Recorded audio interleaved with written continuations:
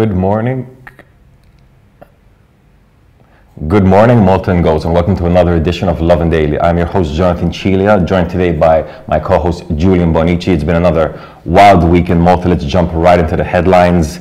Edward Zamit Lewis's major infatuation with Jorgen Fenech has been revealed in new chats. Labour and the Nationalist Party have kicked off the billboard battle. Simon Busuttil has called for the President George Vella's resignation following the public inquiry, and the man who coined Blockchain Island for Malta has distanced himself from the term. And we've taken a look at the nurses who braved the pandemic while completing their studies. Now, definitely make sure you stay tuned to the end of today's episode. We've got a very special guest in the house, Justin Mifsud, who is the founder and CEO of World Pro Racing. He's here to speak to us a little bit about the future of virtual racing in Malta. Julian? Yeah, on to our first story, a Lovin Malta exclusive straight out of this morning. Sources have told the newsroom sort of detailed, really weird conversations between Edward Zamit Lewis and Jorgen Fenech, who is the main suspect in the murder of Daphne Caruana Galizia. Basically, sources detailed conversations between January 2019 and September 2019, where sort of Edward Zamit Lewis sends countless messages to Jorgen Fenech, and Fenech fails to reply. It's really weird. Our Justice Minister keeps on telling Jorgen Fenech, how much he's missing him, how much he wants to meet him, how he's worried about him, really fawning over the man who at the time was outed to be the owner of 17 Black. That's a Dubai-based company linked to alleged government corruption. In other conversations, Zamit Lewis is really desperate, to go to Fenech's infamous ranch in Hazza Bouch, at one time even asking if Keech Kembri can tag along. Now, this is just another issue for Edward Zamit Lewis to face. He's currently really under fire over these messages. Last week, Lovin Malta revealed how he had mocked stupid laboristi in messages to Jorgen Fenech, and a few days later, the Times of Malta revealed how Zamit Lewis even mocked the investigations into 17 Black. Still, Zamit Lewis remains Malta's Justice Minister and will actually be responsible for the recommendations outlined in the public inquiry linked to the assassination. The Prime Minister is silent, is refusing to take action. Meanwhile, the Speaker has delayed an urgent motion of no confidence against Zamit Lewis. So I don't know about you, John, but for me, I'm starting to get really, really concerned. It seems like despite grey listing, despite the public inquiry, despite promises for change, nothing really is changing. Let's be clear, just this week we saw a protest erupt outside of Zamit Lewis's ministry. I don't know about your social media, but my social media has been ablaze with reactions to this news. People are, reacting to the chats, people are mocking it, people are hurt by the chats as well. Remember, just this week we had a woman, a Labour supporter, call into Net FM just to express her anger and hurt over this. So the ball is now in Prime Minister Roberto Bella's court. Let's see if anyone will be held accountable for this. Talking about politics, moving on to the next story, it seems like election season may officially be beginning as billboards are appearing across the nation from both political parties poking fun at each other.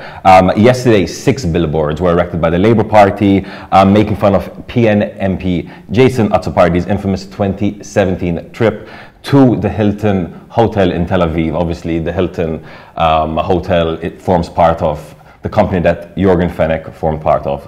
Now, obviously, this is a clear response to the billboards that had been erected a couple of days earlier, making fun of Edward Zamit Lewis and his Jahan messages. Now, the first billboard with Edward Zamit Lewis had been quite simple. It just said Prosit Ministru, Grazie Jahan, making the point very clear. And now this one yesterday of Azzopardi showed Azzopardi leaving the hotel with half a message saying, Grazie Jorgen. So we're officially in, the billboards are up. The thing is this, a lot of people were reacting quite negatively towards them, saying, listen, these are really immature, these are really childish. And I mean, it says a lot about the people who want to lead the nation if this is kind of their political strategy to win the next election. Yeah, and I have to agree, John, right? It's actually, quite childish that our political parties are engaging in this kind of debate when really, during all of this uncertainty, what the country really is looking for are visionaries, people who are going to lead us out of grey listing, lead us out of the mess of the public inquiry, and actually you know, present a Malta we could all sort of be proud of. We'll see sort of, you know, what this is going to mean, like, you know, for the election season coming up. Are we going to see all these stupid billboards, you know, for the next 6 to 7 months? You know, let's hope they're a bit more capable in there with a bit more ideas. On to our next story, another political story, all got to do with, you know, Daphne Caruana's story and the fallout of the public inquiry.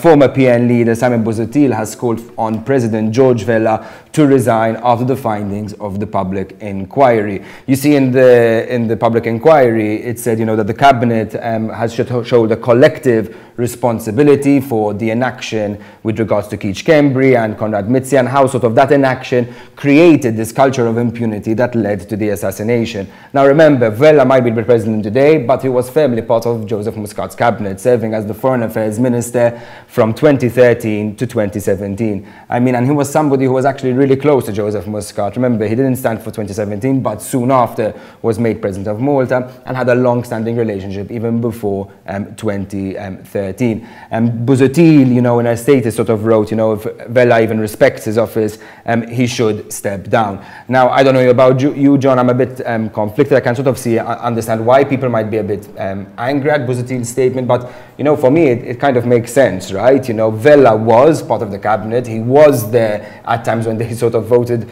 against a no-confidence motion against Conrad Mitzi. He's the people who protected, you know, people like Keith Kembry. And it's time, you know, for people to start shouldering some sort of responsibility. I understand they might not want to, because they may not feel, you know, like I did personally anything wrong. But, you know, it's time for us to start shouldering collective responsibility. The president is the symbol of unity. And, you know, doing something like that might actually be really unifying for the nation moving forward. Yeah, as you said, you know, a lot of people were taken aback by Simon Busuttil's thoughts. But, you know, there is logic to it. Let's be very clear. He is president today, but a few years back he was in cabinet. And if you look at the findings of the inquiry, you know, they did say that power was concentrated in the Prime Minister's hand as well as his cabinet. And we saw what happened under that administration. So, yes, you know, maybe Vella needs to think a little bit about his position right now. And on that note, yesterday, actually quite an interesting meeting happened between the Caruana Galizia family and Prime Minister Robert Abela, specifically to talk about the recommendations from this inquiry. So it's quite interesting. This has been a long-awaited meeting for a lot of people to see that, you know, the head of the government, Robert Abela, and the Caruana Galizia family finally sat down in a room together to discuss. That's actually a good step forward. So maybe closure is a tiny bit closer. Moving on to the next story, a bit of a sad story, especially if you're into technology in Malta. The strategic consultant, Steve Tendon, the man who called for Malta to embrace Bitcoin and blockchain technologies, and even coined the term blockchain island, this very famous term that Malta has been using for the last half a decade, has been so let down by the country's progress when it comes to blockchain that he's actually shut down his very own blockchain island club community, as well as a specialized LinkedIn group. Now, this is the man who actually coined the term blockchain island half a decade ago in 2016, and it's really sad to see him express his disappointment and his sadness and his anger. He uploaded a post, you know, where he said a lot of things. Among them, he said, quote, you know, the government disregarded most of my recommendations as far as strategy went, and they only paid lip service to blockchain technologies. Instead, the initiative turned into a wild crypto adventure for the entire country, and it became a never-ending tragedy of errors that followed. This is really sad because, you know, I know a lot of younger people, especially of our generation, you know, invested in blockchain, invested in Bitcoin. They really looked that this could be a potential future for the island. It's very futuristic, very modern. It was very exciting at the time. To see it kind of just fizzle away is very disappointing. Yeah, I think that's the word for it, right? Disappointing, you know what I mean? This is, you know, when it first came about, I think most of the country was really happy, right, to see the government taking, you know, quite an innovative step, trying to be a bit visionary in a field, you know, most people were doubting, trying to, you know, be a trailblazer in what could be, you know, one of the leading industries in the future. But now more and more it's seeming like a bit of a PR spin, which is, you know, super sad, you know, and this is sort of, I think, the Malta kind of we all wish we wanted, right? You know, where we have a government that's innovating, that's being a visionary, but actually follows through. Now it seems all these years later, half a decade later, all the money that went into it counted for naught. I mean, you know, it's a surprise, you know, the government barely talks about it anymore, if that's any indication, you know. So I guess, you know, let's hope moving forward, you know. Thankfully, our last story is all about hope, particularly during this pandemic. Now, for you, me, anyone who went to university, went to school, sort of remembers how fun it was, doing anything you wanted, while studying, really enjoying life, but obviously for the students nowadays, they've had to face with the pandemic. And no one knows this more than the students of Malta's, of University of Malta's nursing department. Over 100 nursing students over the last 2 years have effectively, graduated, done their work placement as frontliners during a pandemic. What a crazy, crazy life lesson. A lot of these students had to leave their families behind to sort of devote their time, to getting their degree and being the best nurses they could possibly be. Now, Lovin Malta spoke to 3 nurses about it, and they all spoke, quite similarly, right? They all detailed how sort of they've now literally effectively faced, one of the worst case scenarios you could do as a nurse, and it's been such an amazing learning experience for them. Obviously, there were doubts throughout it. There was a bit of a touch and go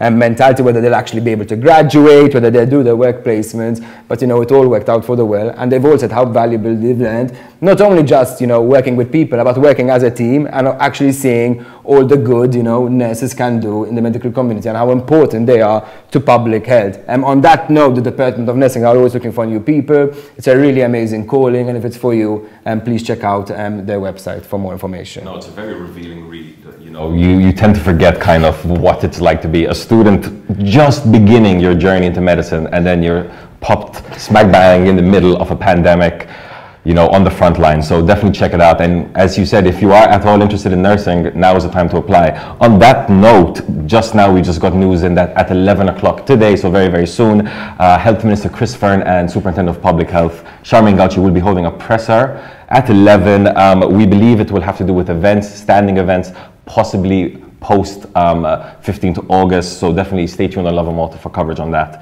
That brings us to the first half of today's episode. We're going to cut to a quick video now, and when we're back, we'll have Justin Mifsud in the office with us to discuss the future of virtual racing in Malta.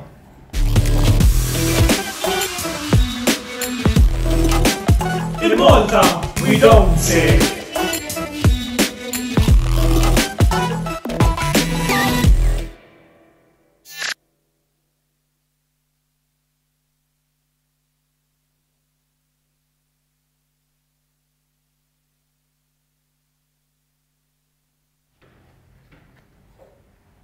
So we're here back on Lovin Daily. Today we've got Justin Mifsud from World Pro Racing in the office today. Thanks so much for coming in. Thank you for having me. It's always a pleasure to be here and talk about esports.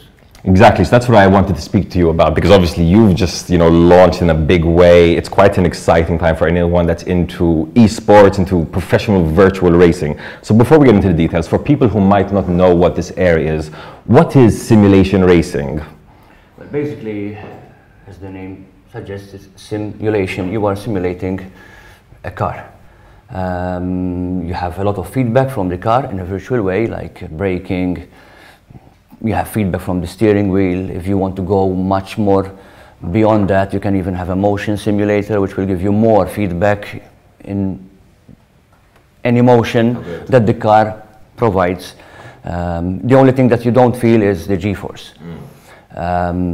So basically, in order to participate in such events, or to even at home, you need a steering wheel, pedals, of course a PC or a PlayStation.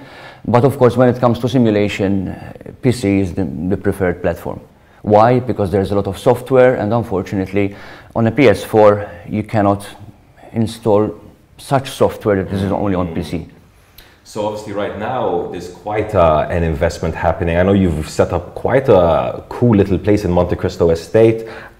You've got, decked out seats, you've got incredible lighting, you even have some rooms to stream in. So it's quite new for the island. Why did you want this to become a reality? This idea was in my head for quite a long time.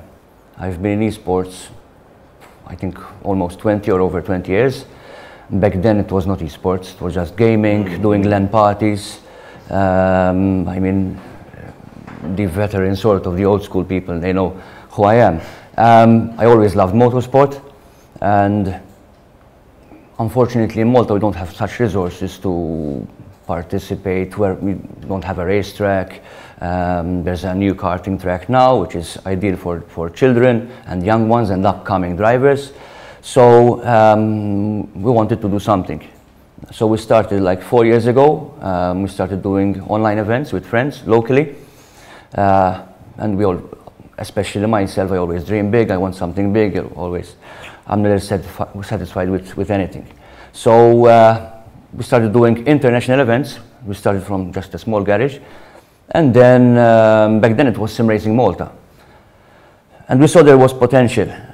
So we continued, and COVID, and it was a hard one, a very hard one, both, actually not physically, but mentally, especially in terms of many things, many strong winds against us, but you know, sometimes when there's a storm, it might be there to clear your path, to continue with your ideas or whatever you're looking forward to. So then we came up with, we had to rebrand to World Pro Racing due to the reason that we were looking for international partners and stuff like that, and they were not interested, literally, to participate or be part of something in related to Malta. Wow.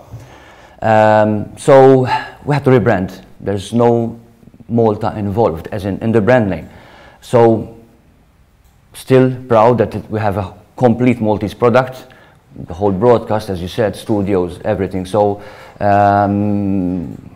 we're proud, which not because it's such a small island, because people say we have a small island and it means that it's compared to other countries which are bigger than us, there's a difference. There's no difference. I mean, there could be just one person in the island and could be better than a population of 10 million, you know? Right. For me, it doesn't make sense when you say, because we're just a small island, it doesn't make sense. In resources, yes. Unfortunately, we don't have such resources, let's say, in motorsport.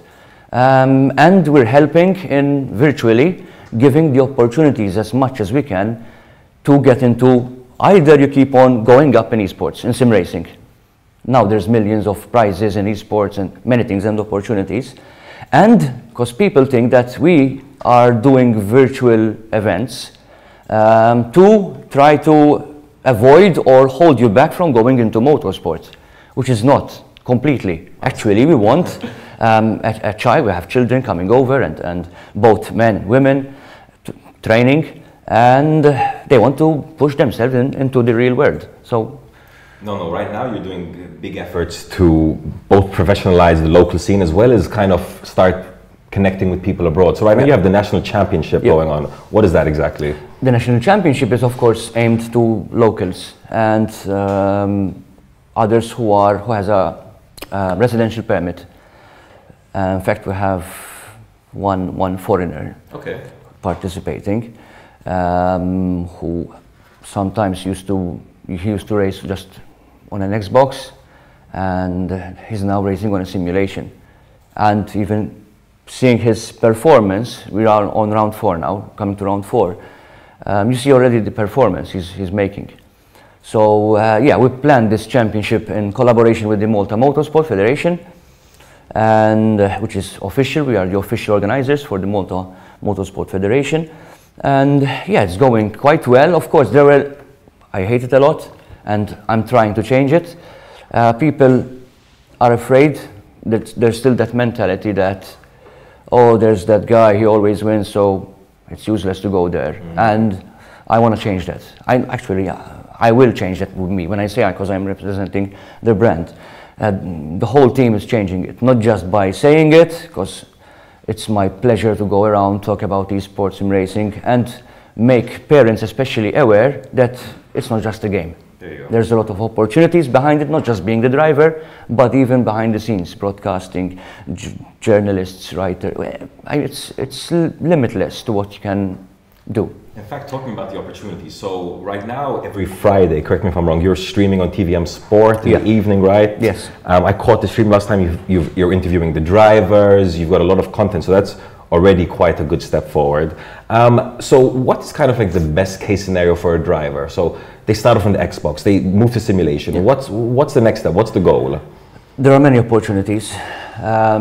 So if you remain into a PlayStation there's not much like huge events going on, apart from the Gran Turismo and the official ones of FIA games, where the winner of the national championship is going to represent Malta in the FIA Motorsport Games in France, apart from cash prizes as well.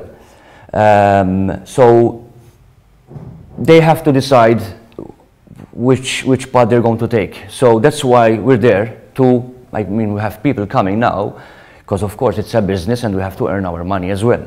But yesterday had people coming over and just, no need to pay, just come over, come and try, get the hang of it. You know, it's like, instead of going to motorsport, the real motorsport, and just, I buy this, I buy this, I buy this, expensive, it is. And then they're like, oh, I'm not feeling, you know, it's not my sport. So there, they can like start without any expenses, and then they can, of course, discuss more in detail. But going back to how does a person can continue, I mean, you can continue on PlayStation and Xbox, but then there are two factors, either to continue as a fun, or else getting to the real world of competition, although yet we keep it fun. Because if you remove that fun environment, even though when you become a pro driver, and there are more than pro, there are the aliens, we call them, those that make fast lap times that you say it's impossible to do.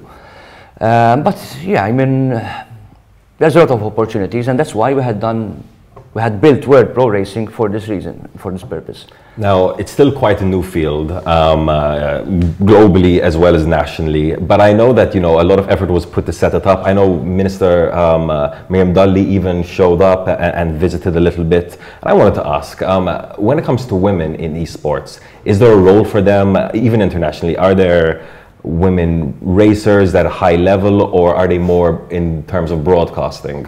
Yeah, this is one of the topics I'm currently tackling. I'm empowering women right now in esports, doing my best, because I'm no one special, but the passion that we have for not just sim racing, but esports as a whole team, especially myself, it was time. You know, the internet is toxic. You've recently published an article about Blizzard, and you know, so especially women. I mean, not everybody, but we men are sometimes strong. You know, you can like act back to them, and sometimes, you know, comments, getting back to the women, you belong in the kitchen, and stuff like that. So that's what I'm doing right now. If you see one of our broadcasts, we have women, more women than men on set, in the set, behind the scenes, floor managers. I'm pushing them even to go behind, actually, in front of the camera. And I mean, we're doing our best now, not about behind the scenes. There are many things, as I already said, like writers, broadcast, replay people. There's what you can imagine. You can fit a female in, you know, in any department. And so it's not just about the driver. Coming to drivers now, I'm pushing a lot on that. In fact, yesterday we had 2 or 3 females. Wow. I published a video on my profile on Facebook. I recorded a person, a female who just started doing training with us, and she's very happy. I mean, she has a lot of passion about it, and she's already improving from just one session. So I'm pushing her to go into the highest level as much as possible. And that, of course, has to come from both of us. I mean, if I'm going to push you as much as I can, you know, but then it has to come from you that, listen, I have 2 hours to practice. And talking about practice,